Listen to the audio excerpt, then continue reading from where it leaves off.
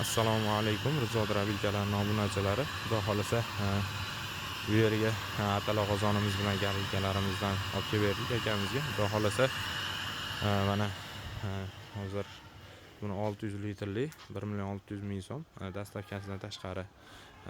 Garilkamiz 1.200.000 so'm dastavkasidan tashqari. Xudo xolasa zakazlar bo'lsa aloqaga chiqaverasizlar. Hozir bitta buni obzorini qilib ko'rsatib beramiz.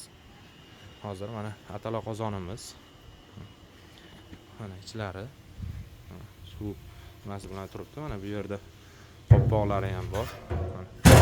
Qopqoqni yopib olsalaring yana ham qaynab nima bu pari ichiga urib qaynashiga yana ham yordamchi bo'ladi. Bu qopqoqning vazifasi shundan iborat.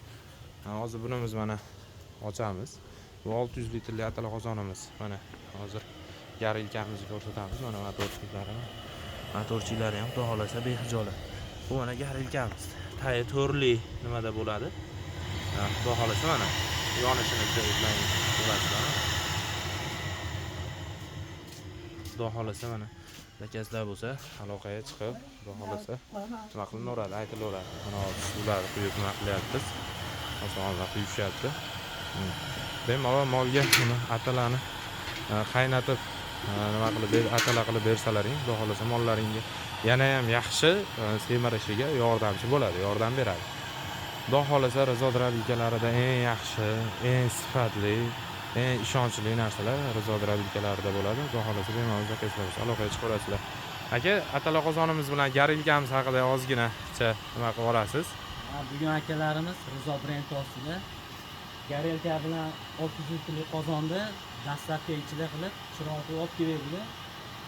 YouTube'da ko'rib, YouTube'da ko'rdim, esdan chiqdi. Garilkalar zo'r ko'rgandan ham nisbatan zo'r o'ynayapti. 4 ko'rli ekan. Bir kunlik yemni hisobladik. Quruq yem 20 mingga tushdi. Hozir biz o'zimiz hisoblab ko'rdik. 14 ming so'mga bitta molni bir kunlik xarajati. Yana ham nimasi tushyapti. Quruq yemda boqyap turgan obunachilar, buni ko'rib turgan YouTube tomoshabinlari shu qozonlardan, garilkalardan olib bir sinab ko'ringlar. Qancha puldan ham ekonom bo'ladi, yetishgan mahsulot molni xaridlashga zo'r bo'ladi. Yordam beradi. Mollaringiz bu yoqdami? Ha, mollar mana hozir mollarini ko'rsatamiz. Mana bu yerda molxonalariga mana. Aka, molni olganingizga qancha bo'ldi? Bir hafta bo'ldi. Bir hafta. Mana mollar. Bu parodasi qanaqa bu mollar? Qirg'iziston bilan gibrid mollar asosan. Hashay Qozog'iston mollari. Qozog'iston mollari. Xudo xolasa mana mollari ham. Bu yerda nechta mol bor hozir aka? 9 ta hozir. 9 ta mollari bor ekan. Mana bu yerda drabilka, mana drabilkalar. Mol boqqani sharoiti zo'r qilib olgan ekansizda aka. Hozir yana atala qozon bilan garilga qo'shilib, yana ham sharoitlari zo'r bo'ldi. Nima uyutib beryapsizmi mollarga? Ha, quruq nima qilib? Uyutib, ustidan quruq yem beryapmiz. Xudo xolasa endi atala qilib bersiz aka, yana ham xudo xolasa nima bo'ladi? Xudo xolasa. Mendan ketib qolar ekanda, makka uni. O'shanga hazm bo'lishi yaxshi bo'ladi. Atala qozon olib. Keyin drabilka olganingizda, drabilka olishingizdan oldin mollarning nimasida nushqdan qolib ketyaptimi, somoq?